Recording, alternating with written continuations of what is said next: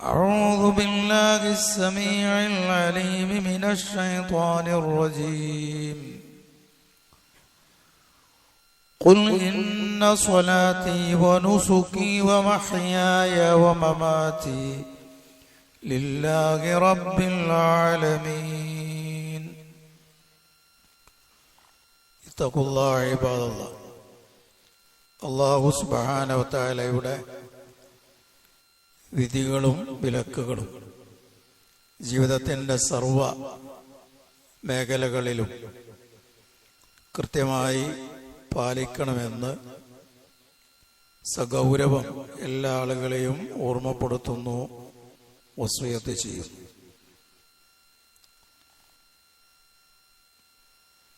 വിശ്വാസികൾ ഏറെ ജാഗ്രത പാലിക്കുകയും ഏറെ ഭയപ്പെടുകയും ചെയ്യേണ്ടുന്ന ചില കാര്യങ്ങളുണ്ട്. അവൻ്റെ ജീവനേക്കാളേറെ അവൻ വില കൽപ്പിക്കേണ്ടത്, അവൻ മൂല്യം കാണേണ്ടത് അവൻ്റെ ആദർശത്തിനാണ്. അഥവാ ശുദ്ധമായ തൗഹീദ് ഉൾക്കൊണ്ട് ജീവിതത്തെ അതിനനുസരിച്ച് ക്രമപ്പെടുത്തി അങ്ങനെ തന്നെ കണ്ണടച്ചു പോകുവാനുള്ള ഇഹലോകത്തോട് യാത്ര പറയാൻ വിധം പറ്റുന്ന രീതിയിൽ ജീവിതത്തെ ക്രമീകരിക്കുക എന്നത് നാം ഏറെ ശ്രദ്ധിക്കേണ്ടുന്ന ഒരു മേഖലയാണ്. ലോകത്ത് കടന്നു വന്ന മുഴുവൻ പ്രവാചകന്മാരും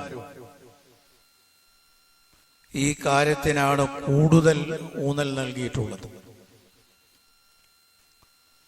ഒരു വിശ്വാസിയുടെ ജീവിതത്തിൽ അവൻ ചെയ്യുന്ന എല്ലാ സുഹൃതങ്ങളും ഈ ഒരു വിശ്വാസവും തൗഹീദുമായി അങ്ങേയറ്റം ബന്ധപ്പെട്ട് കിടക്കുന്നതാണ്. അവനേറെ ഭയപ്പെടേണ്ടത് ഇതിന്റെ മറുവശമാണ്, അഥവാ ശിർക്കാണ്. ലോകത്ത് കടന്നു വന്ന മുഴുവൻ പ്രവാചകന്മാരും ശിർക്കിനെ കുറിച്ച് അതീവ ഗൗരവമായ ഭാഷയിൽ താക്കീത് നൽകുകയും അതിൻ്റെ വളരെ ചെറിയ ഒരംശം പോലും, അതിൻ്റെ ഗന്ധം പോലും ഏൽക്കാതെ അത് ജീവിതത്തിലേക്ക് കടന്നു വരാൻ സാധ്യതയുള്ള സകല വഴികളെയും പ്രതിരോധിക്കേണ്ടതുണ്ട് എന്ന് പഠിപ്പിക്കുകയും ചെയ്തിട്ടുണ്ട്. നമ്മുടെ അദ്കാറുകളിൽ രാവിലെയും വൈകുന്നേരമൊക്കെ നമ്മൾ നിർവഹിക്കുന്ന ദിക്റുകളിൽ, പ്രാർത്ഥനകളിൽ ശിർക്കിൽ നിന്ന് മോചനം കിട്ടാനും അത് ജീവിതത്തിലേക്ക് കടന്നു വരാതെ സംശുദ്ധമായ ജീവിതം നയിക്കുവാനുമുള്ള തൗഫീഖിനായി നമ്മൾ തേടുന്നുണ്ട്. പല സ്വഹാബികളിൽപ്പെട്ട പലരും എന്നല്ല, ബഹുഭൂരിപക്ഷം സ്വഹാബികളും നബി സല്ലല്ലാഹു അലൈഹി വസല്ലമയോട് ഖൈർ എന്താണ് എന്ന് ചോദിച്ചിട്ടുള്ള ധാരാളം ഹദീസുകൾ നമുക്ക് കാണാൻ പറ്റും. എന്നാൽ മഹാനായ ഹുദൈഫത്ത് ബിനുൽ യമാൻ എന്ന് പറയുന്ന സ്വഹാബി, അദ്ദേഹം പറയുകയാണ്, ജനങ്ങൾ അഥവാ സ്വഹാബികൾ റസൂലുള്ളാഹി സ്വല്ലല്ലാഹു അലൈഹി വസല്ലമയോട് ഖൈറിനെ കുറിച്ച് ചോദിക്കുന്നുണ്ട്.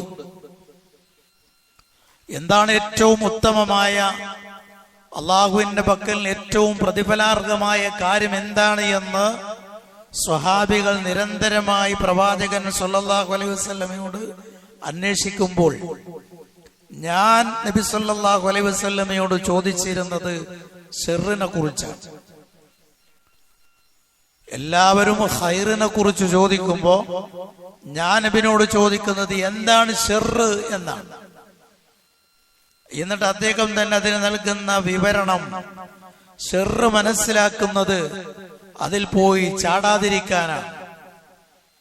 ഷർറ് എന്താണെന്നറിയണം, ഖൈർ എന്താണെന്ന് അറിയുന്നത് പോലെ തന്നെ ഷർറ് എന്താണ് എന്നും അറിയണം. ഖൈർ അത് പ്രവർത്തിക്കാനാണ് അറിയുന്നതെങ്കിൽ ഷർറ് നമ്മൾ അറിയുന്നത് അതിൽ പോയി ചാടാതിരിക്കാനാണ്.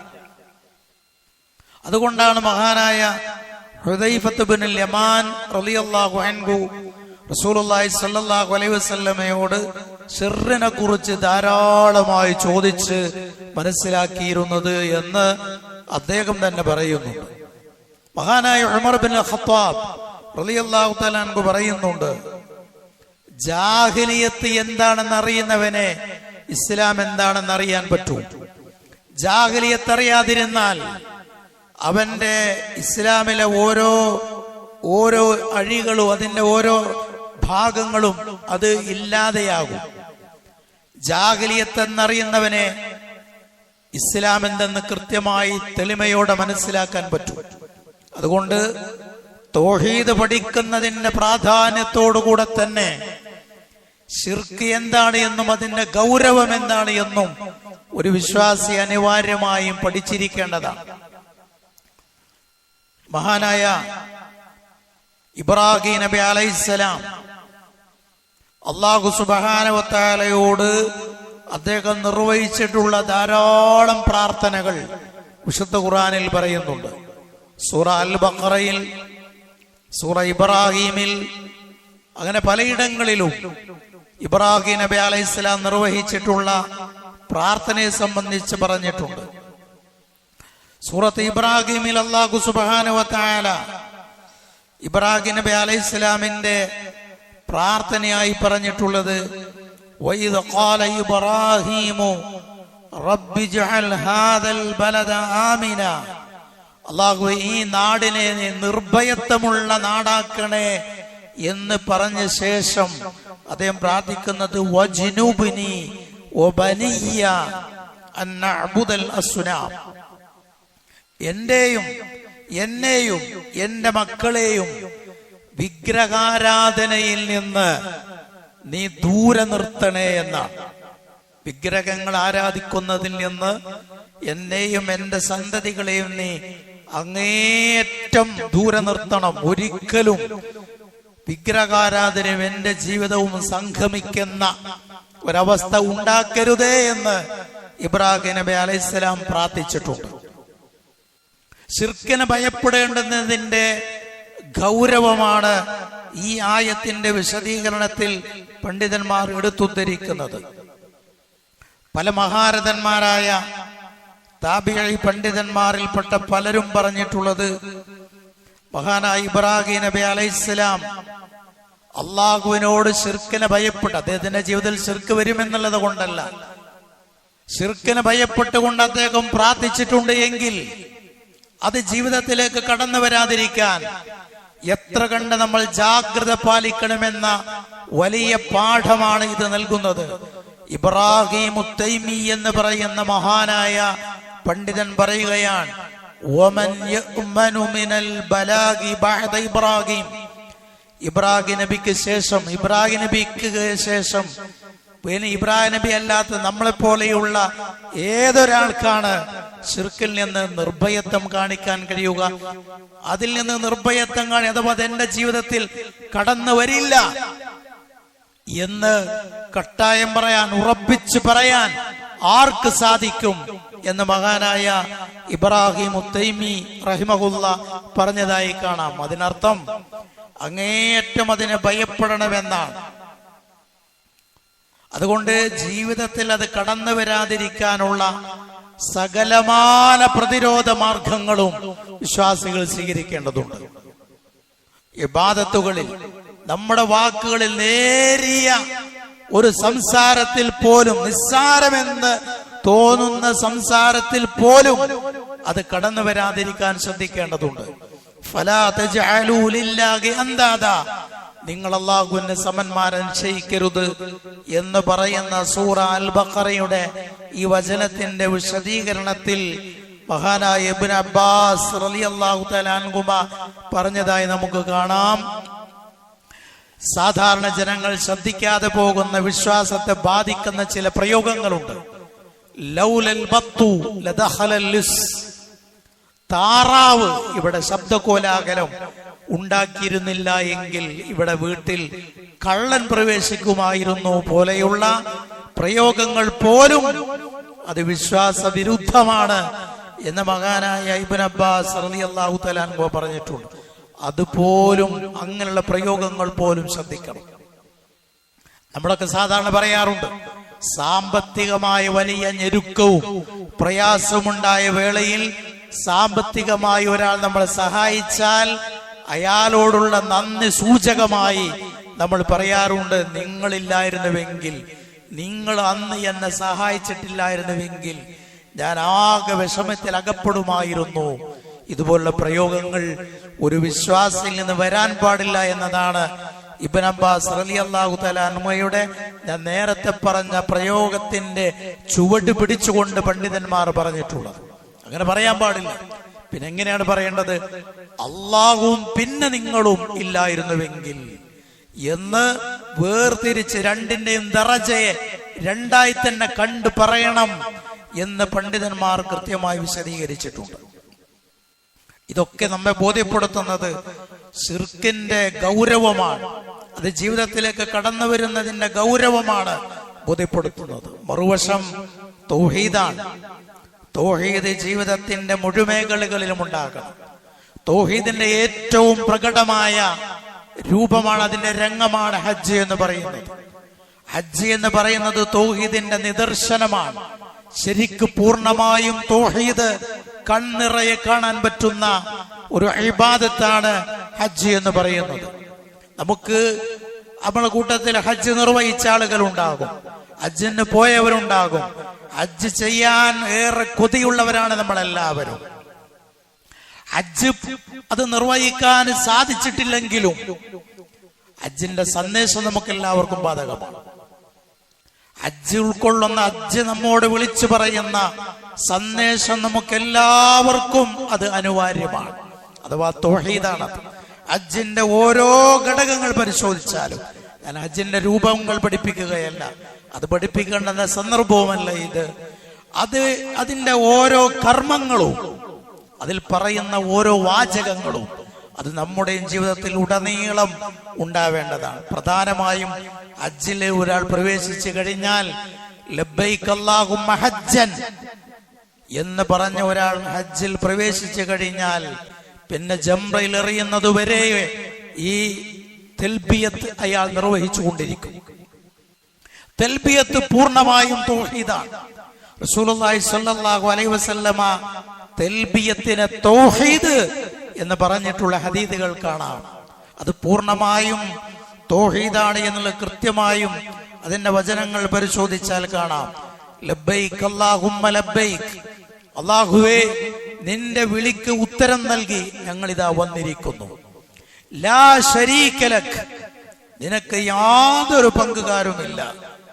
എല്ലാവിധ സ്തുതിയും നിഅമത്തും മുൽക്കും നിന്റെ ഒക്കെ അവകാശ നീയാണ്.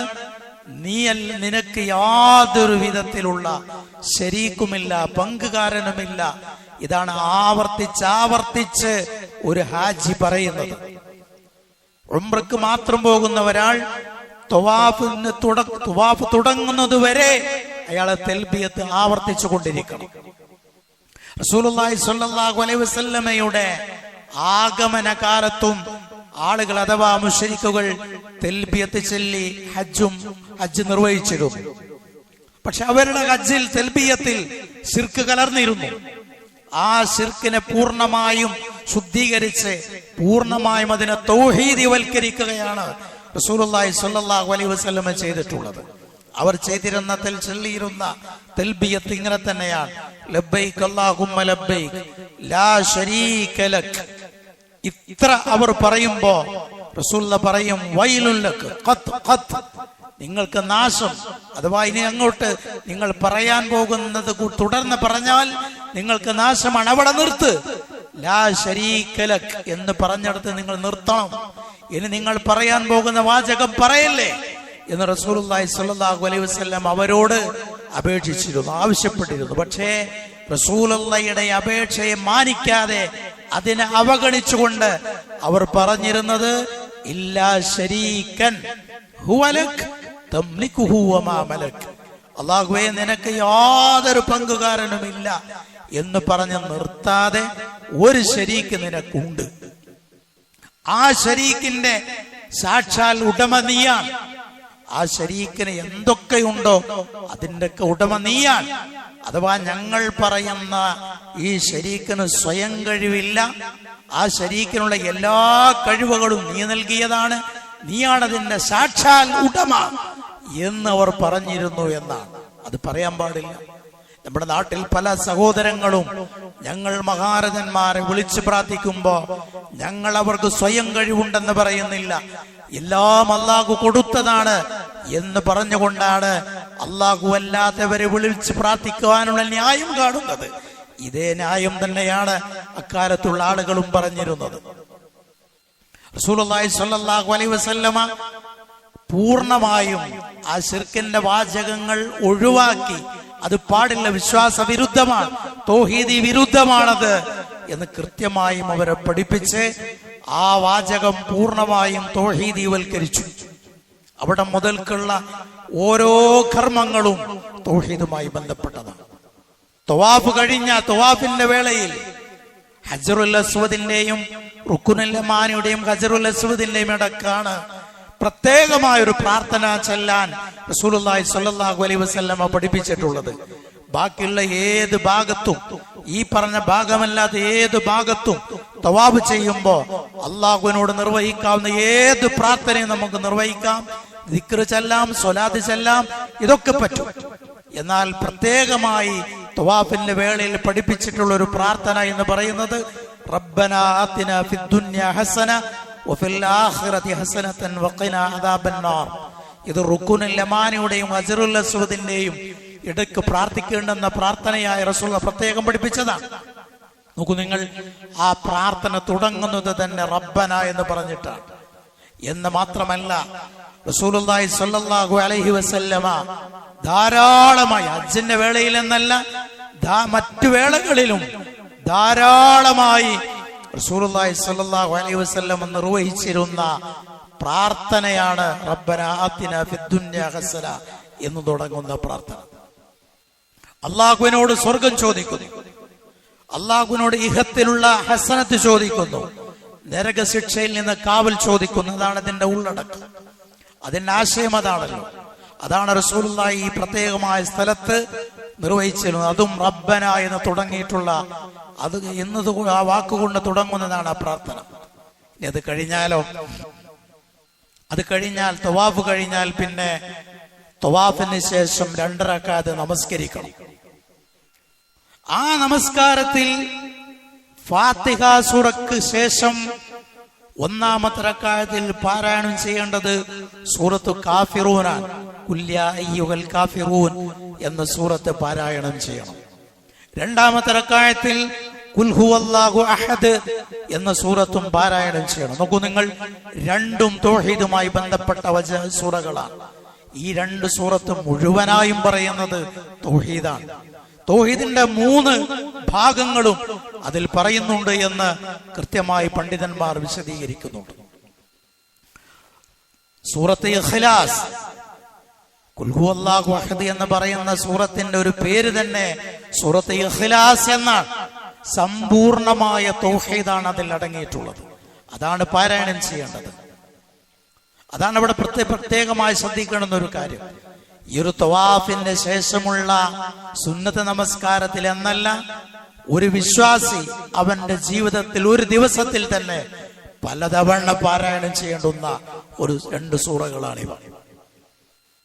ഒന്ന്, സുബഹി നമസ്കാരത്തിന്റെ സുന്നത്തിൽ, സുബഹയുടെ മുമ്പുള്ള 2 റക്അത്ത് സുന്നത്ത് നമസ്കാരത്തിൽ ഈ പൂർണ്ണമായും തൗഹീദ് ഉൾക്കൊള്ളുന്ന ഈ 2 സൂറകൾ റസൂലുള്ളാഹി പാരായണം ചെയ്തിരുന്നു. മഗ്രിബ് നമസ്കാരത്തിന് ശേഷമുള്ള സുന്നത്ത് നമസ്കാരത്തിൽ റസൂലുള്ളാഹി സ്വല്ലല്ലാഹു അലൈഹി വസല്ലമ ഈ 2 സൂറകൾ പാരായണം ചെയ്തിരുന്നു. വിത്റിൽ റസൂലുള്ളാഹി സ്വല്ലല്ലാഹു അലൈഹി വസല്ലം സൂറത്തുൽ കാഫിറൂൻ, ഖുൽ യാ അയ്യുഹൽ കാഫിറൂൻ എന്ന് പറയുന്ന ഈ സൂറയും ഖുൽ ഹുവല്ലാഹു അഹദ് എന്ന് പറയുന്ന സൂറത്ത് ഇഖ്ലാസും റസൂലുള്ളാഹി സ്വല്ലല്ലാഹു അലൈഹി വസല്ലമ പാരായണം ചെയ്യാറുണ്ട്. നോക്കൂ നിങ്ങൾ, ഒരു വിശ്വാസിയുടെ ജീവിതം ആരംഭിക്കുന്നത് സുബഹി നമസ്കാരത്തിന്റെ 2 റക്അത്ത് സുന്നത്ത് നമസ്കാരത്തോടു കൂടിയാണ്. ആ 2 റക്അത്തിൽ ഈ തൗഹീദി സൂറകൾ പാരായണം ചെയ്യും. ഒരാളുടെ ജീവിതത്തിന്റെ പകൽ മഗ്രിബ് നമസ്കാരം കഴിഞ്ഞ് പിന്നീട് നിർവഹിക്കുന്ന സുന്നത്ത് നമസ്കാരത്തിലും ഈ സൂറകൾ പാരായണം ചെയ്യും. രാത്രിയിലെ ഏറ്റവും അവസാനത്തെ ഇബാദത്ത് വിത്റാണ്. ആ വിത്റിലും റസൂലുള്ളാഹി സ്വല്ലല്ലാഹു അലൈഹി വസല്ലമ ഈ സൂറ പാരായണം ചെയ്യും. എന്ന് പറഞ്ഞാൽ പൂർണ്ണമായ തൗഹീദി ആശയങ്ങൾ ഉൾക്കൊള്ളുന്ന ഈ 2 വചനങ്ങൾ, ഈ 2 സൂറത്തുകൾ, അധ്യായങ്ങൾ ഒരു വിശ്വാസി അവന്റെ ജീവിതത്തിൽ ഒരു ദിവസം തന്നെ പലതവണ അവൻ ആവർത്തിക്കണമെന്നാണ്. തവാഫിന് ശേഷം നിർവഹിക്കുന്ന ഉംറയുടെ ശേഷവും നിർവഹിക്കുന്ന നമസ്കാരത്തിൽ നിർവഹിക്കേണ്ടതാണ് എന്ന് കൃത്യമായി നമുക്ക് പ്രവാചക വചനങ്ങൾ പരിശോധിച്ചാൽ കാണാൻ പറ്റും. തവാഫ് എന്ന് പറയുന്നത് തന്നെ തൗഹീദിന്റെ ഭാഗമാണ്. അള്ളാഹുവിന്റെ ദുനിയാവിൽ ഒരു വസ്തുവിനെ, ഒരു സൃഷ്ടിയുടെ ചുറ്റും നടക്കൽ ഇബാദത്തായി നിർവഹിച്ചിട്ടുള്ളത് കഅബ മാത്രമാണ്. കഅബയുടെ ചുറ്റുമല്ലാതെ എവിടെയും തവാഫ് ചെയ്യാൻ പാടില്ല. സഅയെ കുറിച്ചും തവാഫ് എന്ന് പറഞ്ഞിട്ടുണ്ട്. അതും ആ രീതിയിലുള്ള നടത്തവും അവിടെ മാത്രമേ പാടുള്ളൂ. ഇബാദത്ത് എന്ന രീതിയിലുള്ള ആ നടത്തം അവിടെയേ പാടുള്ളൂ.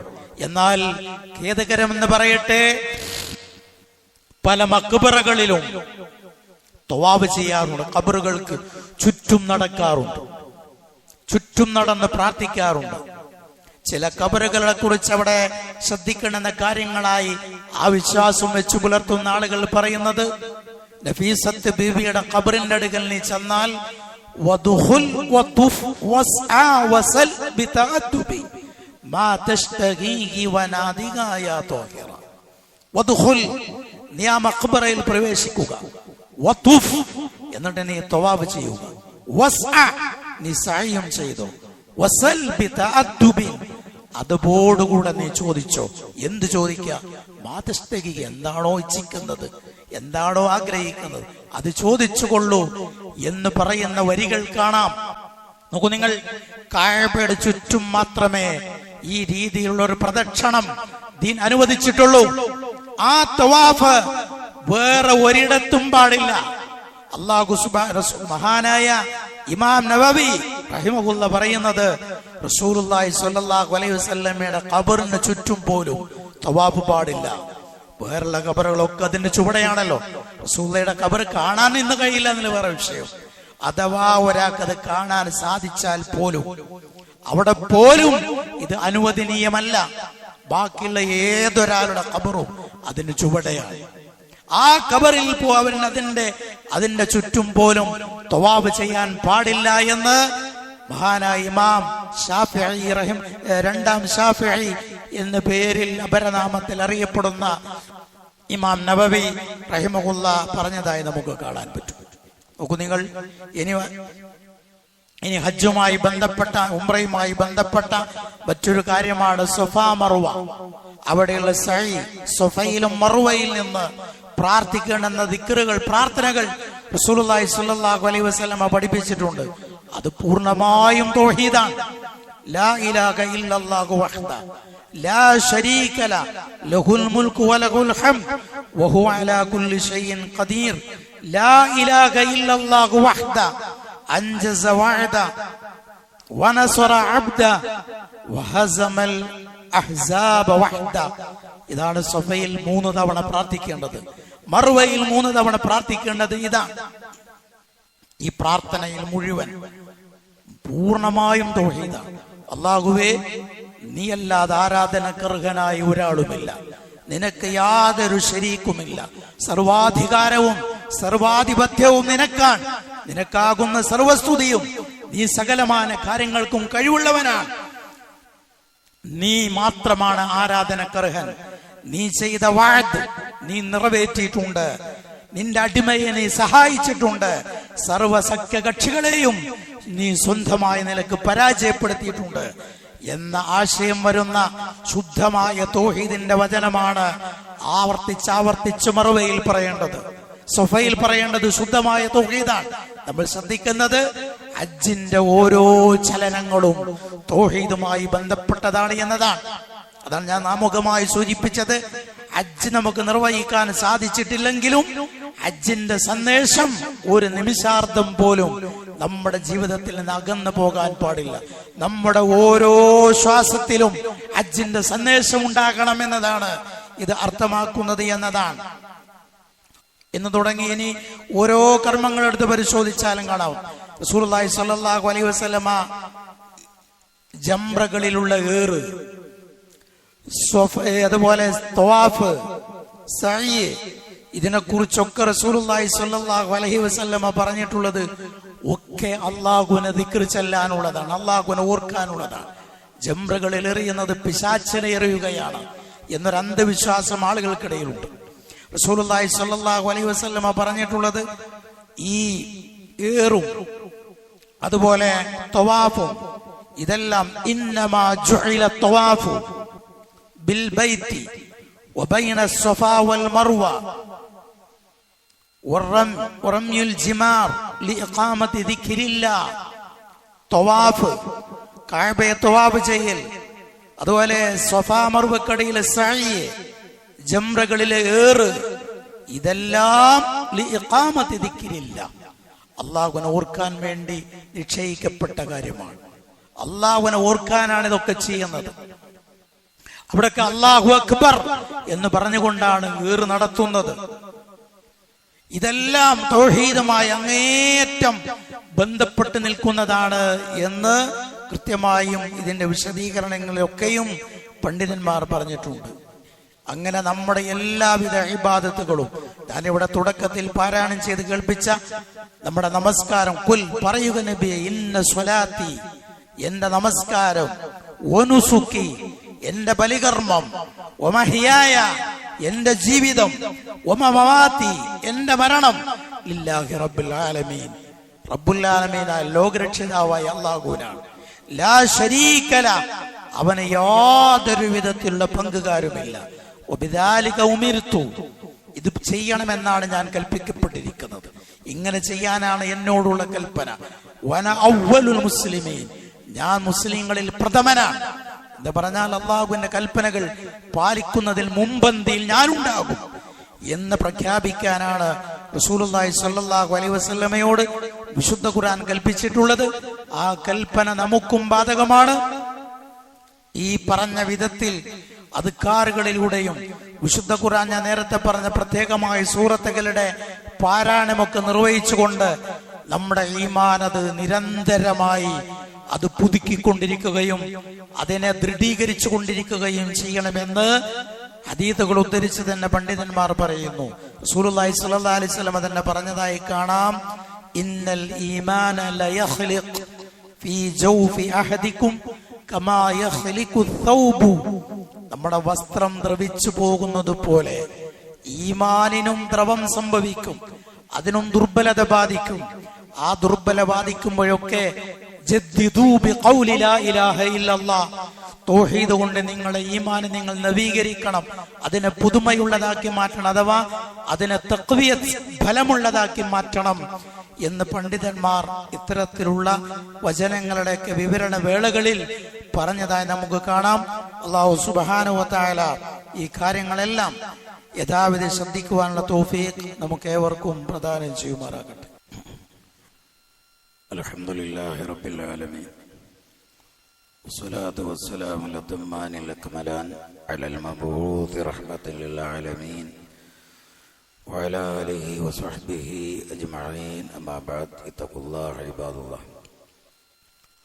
അല്ലാഹു സുബ്ഹാനഹു വ തആലയുടെ വിധികളും വിലക്കുകളും ജീവിതത്തിന്റെ മുഴുവൻ മേഖലകളിലും കൃത്യമായി പാലിക്കണമെന്ന് എല്ലാ ആളുകളെയും ഓർമ്മപ്പെടുത്തുന്നു, വസിയത്ത് ചെയ്യും. സഹോദരന്മാരെ, ഏറെ പ്രതിഫലാർഹവും നമ്മുടെ പാപങ്ങൾ പൊറുക്കപ്പെടുവാൻ ഉതകുന്ന വലിയ ഒരു പുണ്യകർമ്മമാണ് അറഫ നോമ്പ്. നമ്മുടെ അറഫ ബുധനാഴ്ച. ആ ദിവസം ഒരാൾ നോമ്പനുഷ്ഠിച്ചാൽ അവന്റെ ധാരാളക്കണക്കിന് പാപങ്ങൾ പുറത്തു കിട്ടും എന്ന് റസൂലുള്ളാഹി സ്വല്ലല്ലാഹു അലൈഹി വസല്ലമ പറഞ്ഞിട്ടുണ്ട്. ജീവിതത്തിൽ അസംഖ്യം തിന്മകൾ നമ്മൾ ചെയ്തു കൂട്ടിയിട്ടുണ്ടാവും. ആ തിന്മകളെല്ലാം പൊറുക്കപ്പെടാൻ ആത്മാർത്ഥമായി ഈ ഒരു നോമ്പ് അനുഷ്ഠിച്ചാൽ അത് പാപങ്ങൾ പൊറുക്കപ്പെടാൻ നിമിത്തമാകും എന്ന് കൃത്യമായും ഹദീസുകളിൽ തന്നെ വ്യക്തമായ റസൂലുള്ളാഹി സ്വല്ലല്ലാഹു അലൈഹി വസല്ലമ പഠിപ്പിച്ചിട്ടുണ്ട്. ആ കാര്യം പ്രത്യേകമായി നമ്മുടെ ശ്രദ്ധയിൽ ഉണ്ടാകണം. രണ്ടാമതായി, പെരുന്നാൾ ദിനങ്ങളിൽ നമ്മൾ ശ്രദ്ധിക്കേണ്ടുന്ന ചില കാര്യങ്ങൾ ഓർമ്മപ്പെടുത്തുകയാണ്. പുതിയൊരു കാര്യമല്ല, നമുക്ക് അറിയാവുന്ന കാര്യങ്ങളാണ്, എങ്കിലും സാന്ദർഭികമായി ഓർമ്മപ്പെടുത്തുന്നു എന്ന് മാത്രം. ബലിപെരുന്നാളിൽ നമ്മൾ പാലിക്കേണ്ടുന്ന ചില മര്യാദകളുണ്ട്. മഹാനായ അബ്ദുല്ലാഹ് ബിൻ ഉമർ റളിയല്ലാഹു അൻഹുമ അദ്ദേഹം പെരുന്നാളിന് ഈദ്ഗാഹിലേക്ക് വരുമ്പോ, മുസല്ലയിലേക്ക് വരുമ്പോ അദ്ദേഹം നന്നായി കുളിച്ചൊരുങ്ങിയാണ് വരാറുണ്ടായിരുന്നത് എന്ന് ഇമാം മാലിക് റഹിമഹുല്ല ഉദ്ധരിക്കുന്നതായി കാണാം. കുളിച്ചൊരുങ്ങി പുതിയ വസ്ത്രം, അല്ലെങ്കിൽ ഉള്ളതിൽ ഏറ്റവും നല്ല വസ്ത്രം, ഇത് ധരിച്ചു വരിക എന്നുള്ളത് പ്രധാനമായും ശ്രദ്ധിക്കേണ്ടുന്ന കാര്യമാണ്. രണ്ടാമതായി, ബലിപെരുന്നാൾ നമസ്കാരത്തിന് വരുമ്പോ ഒന്നും ആഹരിക്കാതെ വരികയാണ് ചെയ്യേണ്ടത്. ഒന്നും കഴിക്കാതെ വരിക വേണ്ട. ചെറിയ പെരുന്നാൾക്കാണെങ്കിൽ എന്തെങ്കിലും കഴിച്ചിട്ടാ വരേണ്ടത്, എന്തെങ്കിലുമൊക്കെ ലഘു ഭക്ഷണം കഴിച്ചിട്ടാണ് വരേണ്ടത്. ബലിപെരുന്നാളാകുമ്പോൾ ഒന്നും കഴിക്കാതെയാണ് നമസ്കരിക്കാൻ വരേണ്ടത് എന്നാണ് റസൂലുള്ളാഹി സ്വല്ലല്ലാഹു അലൈഹി വസല്ലമയുടെ രീതി. ബലിപെരുന്നാളിൽ ഒരു ഭക്ഷണവും കഴിക്കാതെ വരും. എന്നിട്ട് നമസ്കാരമൊക്കെ കഴിഞ്ഞ് ബലി അറുത്ത ശേഷം ആ ബലിമാംസം പാചകം ചെയ്ത് ആ മാംസമാണ് ആദ്യമായി റസൂലുള്ളാഹി കഴിക്കാറുണ്ടായിരുന്നത് എന്ന് കൃത്യമായ ഹദീസിൽ നമുക്ക് കാണാൻ പറ്റും. എന്തായിരുന്നാലും ഒന്നും കഴിക്കാതെ വരിക, ബലിമാംസം കഴിക്കാൻ സാധിക്കുമെങ്കിൽ ആദ്യം നിസ്കാരമൊക്കെ കഴിഞ്ഞിട്ട് അത് കഴിക്കാനുള്ള ഒരു അവസ്ഥ ഉണ്ടെങ്കിൽ അത് കഴിക്കലാണ് ശ്രദ്ധിക്കേണ്ടത് എന്നതാണ് ഓർമ്മപ്പെടുത്താനുള്ളത്. വ്യത്യസ്തമായ വഴികൾ സ്വീകരിക്കണം. അഥവാ സാധ്യമാണെങ്കിൽ ഈ മുസല്ലയിലേക്ക് വന്ന വഴിയിലൂടെയല്ല തിരിച്ചു പോകേണ്ടത്, വേറെ വഴിയിലൂടെ മുഖാലഫത്തു ത്വരീഖ്, വ്യത്യസ്ത വഴി സ്വീകരിക്കുക എന്നുള്ളതും ഇതിന്റെ അദബിൽപ്പെട്ടതാണ് എന്ന് പണ്ഡിതന്മാർ ബോധ്യപ്പെടുത്തിയിട്ടുണ്ട്. അതേപോലെ ഈദ്ഗാഹ്, മുസല്ലയിൽ ആബാലവൃദ്ധം ജനങ്ങളും, കുട്ടികളും വൃദ്ധരും സ്ത്രീകളും പുരുഷന്മാരുമൊക്കെ അതിൽ പങ്കെടുക്കുക എന്നുള്ളതാണ് റസൂലുള്ളാഹി സ്വല്ലല്ലാഹു അലൈഹി വസല്ലമയുടെ കൽപ്പനയോട്. ഉമ്മു അത്തിയ്യത റളിയല്ലാഹു തആല അൻഹ പറയുകയാണ്, റസൂലുള്ളാഹി സ്വല്ലല്ലാഹു അലൈഹി വസല്ലമ ആർത്തവകാരികളെപ്പോലും ഈദ്ഗാഹിൽ കൊണ്ടുവരാൻ ഞങ്ങളോട് കൽപ്പിച്ചിരുന്നു എന്ന്. പള്ളിയിലല്ല, ഈദ്ഗാഹിൽ ആർത്തവകാരികളെപ്പോലും കൊണ്ടുവരാൻ ഞങ്ങളോട് കൽപ്പിച്ചിരുന്നു എന്ന് കാണാം. കൽപ്പന എന്ന പദം ഉള്ളത് കൊണ്ട് ചില പണ്ഡിതന്മാർ എന്നല്ല ഖുലഫാഉർ റാഷിദീങ്ങളിൽ 4 പേരുടെയും അഭിപ്രായം സ്ത്രീകളെ ഈദ്ഗാഹിലേക്ക് കൊണ്ടുവരൽ അനിവാര്യമാണ് എന്ന് വരെ പറഞ്ഞിട്ടുണ്ട്. നിർബന്ധമാണെന്ന് നമ്മൾ പറയുന്നില്ല, പക്ഷെ വളരെ പ്രധാനപ്പെട്ട കാര്യമാണ്. അത്ര കണ്ടവർ അതിനെ പ്രോത്സാഹിപ്പിച്ചിരുന്നു. ഇതര നമസ്കാരങ്ങൾക്ക് സ്ത്രീകൾക്ക് പള്ളിയിൽ വരാൻ റസൂലുള്ളാഹി സ്വല്ലല്ലാഹു അലൈഹി വസല്ലം പ്രേരണ നൽകിയിട്ടുണ്ട്. അവരോടും നിർബന്ധ സ്വരത്തിലുള്ള കൽപ്പനയല്ലെങ്കിലും കൽപ്പനയുണ്ട്. അവര് മോടിയുള്ള വസ്ത്രമൊന്നും ധരിക്കാതെ ആർഭാടം ഒഴിവാക്കി അവർ പള്ളിയിലേക്ക് പുറപ്പെടട്ടെ എന്ന കൽപ്പനയുണ്ട്. ആ കൽപ്പന നിർബന്ധത്തെ സൂചിപ്പിക്കുന്ന കൽപ്പനയൊന്നുമല്ല. അതേപോലെയാണ് ഈദ്ഗാഹിൽ പെരുന്നാൾ നമസ്കാരം നടക്കുന്ന സ്ഥലത്ത് സ്ത്രീകളും വരേണ്ടതുണ്ട് എന്ന് പറയുകയും ചില പണ്ഡിതന്മാർ അത് അനിവാര്യമാണെന്ന് വരെ പറഞ്ഞതായി നമുക്ക് കാണാം. പിന്നെ തഹ്നിയത്താണ്, പരസ്പരം ആശ്ലേഷിക്കലും ആശംസകൾ നേരലും ഇത് സ്വഹാബികളുടെ രീതിയായിരുന്നു.